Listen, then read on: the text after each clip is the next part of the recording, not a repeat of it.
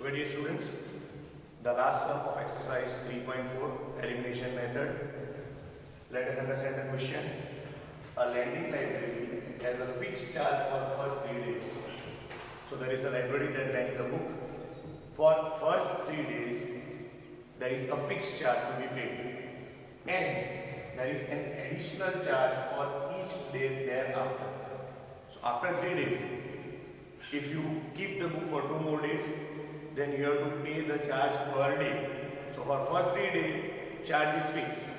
For each successive day, there is some another charge. Now the two conditions over here. There is a person named Sarita over here. Sarita paid rupees 27 for book kept for 7 days. So there is a lady named Sarita. She pays rupees 27 for a book that she kept for how many days? 7 days. So that will give you condition number 1. There is another person, Susi. She pays rupees 21 for the book she keeps for 5 days. So in short, if a book is kept for 7 days, the amount to be paid is rupees 27. Whereas if the book is kept for 5 days, the amount to be paid is rupees 21.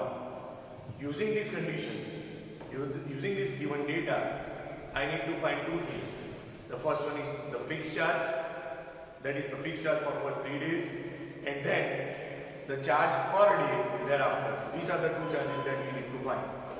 So whatever we need to find in this chapter, we take them as x and y. So I will take the fixed charge for first 3 days as rupees x, and the charge per day thereafter as rupees y. So understand properly.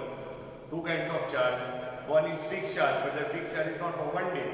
Fixed charge for first 3 days is rupees x, and the additional charge per day thereafter is rupees y. Now we will take condition number 1. In condition number 1, a person has to pay rupees 27 for the book kept for 7 days. Now be very careful. Fixed charge is same. Okay, so for first 3 days, fixed charge is x. Now the person is keeping the book for 7 days. For first 3 days, the charge is x. So now how many days are remaining from 7 days? 4 days. Charge for 1 day is rupees y.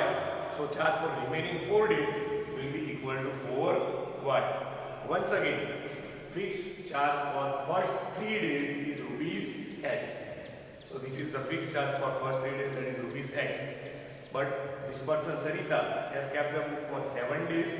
So for first 3 days, charge is rupees x, and for remaining 4 days, for per day, charge is rupees y. So for 4 days, the charge is 4y. So x, that is the fixed charge for first 3 days, plus charge for 4 days, that is x plus 4y. The total amount, the total money to be paid by Sarita is rupees 27. So my first equation over here is x plus 4y is rupees 27. That is my equation number 1. Let us move to condition number 2. Susi paid 21 for the book which is kept for 5 days. Now, x is the fixed charge for first 3 days. This particular person has kept the book for 5 days. So now remaining how many days? 2 days. Charge for 1 day is rupees y. So charge for 2 days will be equal to 2y. So I will have x plus 2y. What is the total charge? 21. So now my equation number 2 is x plus 2y is equal to 21. Once again understand properly. Fixed charge for first 3 days x.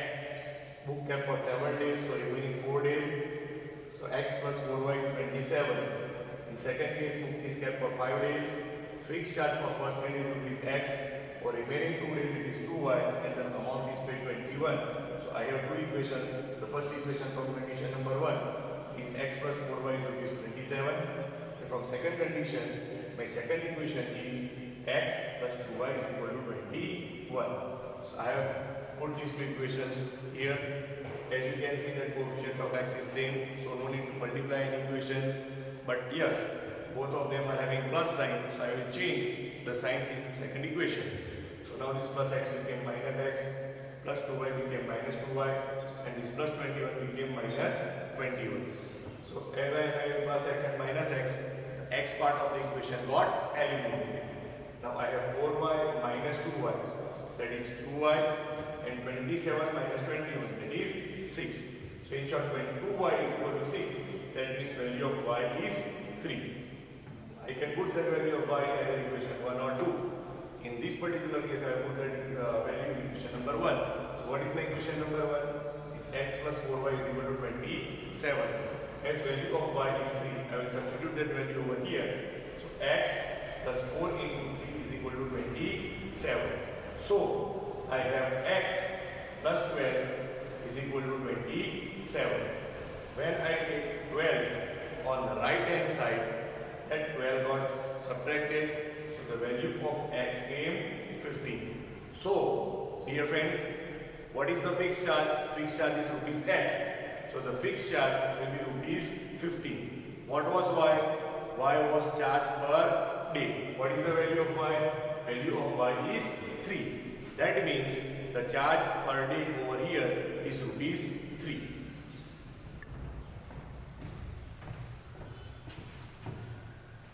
Now we have already completed the exercise. Before we move on to the next method, that is cross multiplication method, I'm going to teach you one example which comes ahead of the exercise, that is example number 11. Now what is example number 11? The ratios of income of two persons is 9:7. So there are two people over here and their income is in ratio 9:7. And the ratio of the expenditure. So whatever income they are getting, they are spending there. But the income and expenditure are not the same.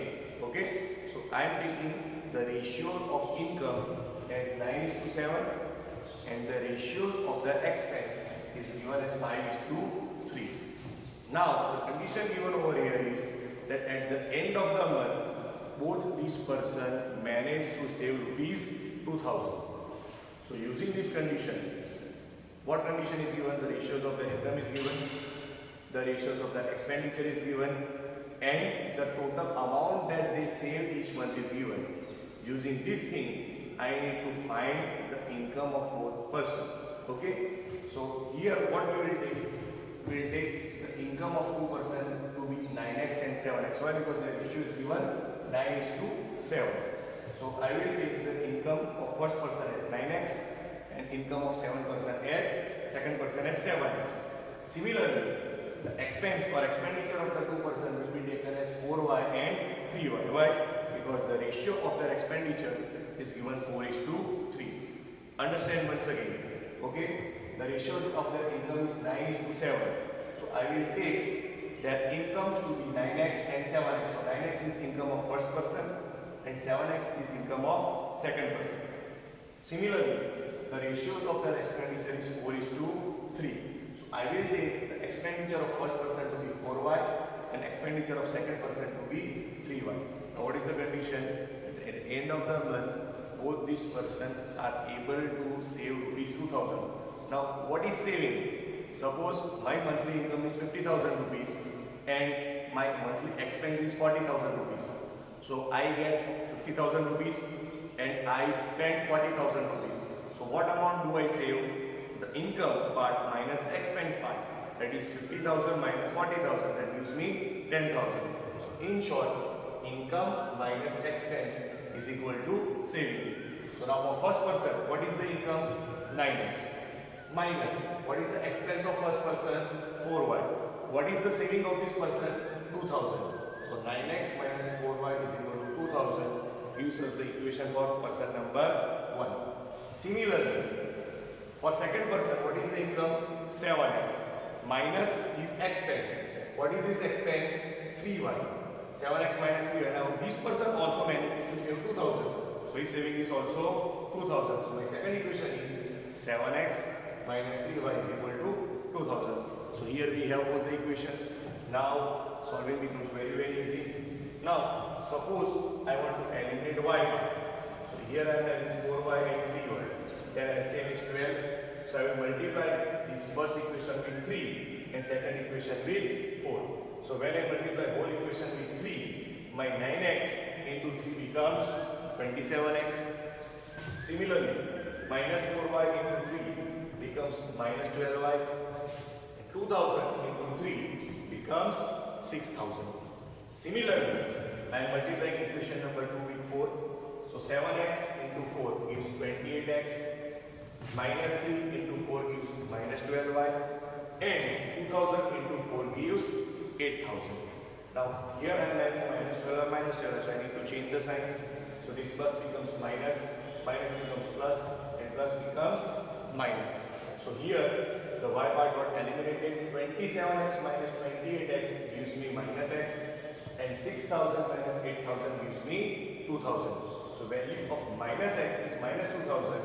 That means value of x is 2000. Now dear friends, in this particular question, we are asked only to find expense income part and not the expense part. So here I am not finding the part of y. But if in your question, if they ask to find also the expense part, then you need to find the value of y. In this particular example given in your textbook, they are only asking about their monthly incomes. So the value of x is enough. What is value of x? 2000. Now what was income of first person? 9x.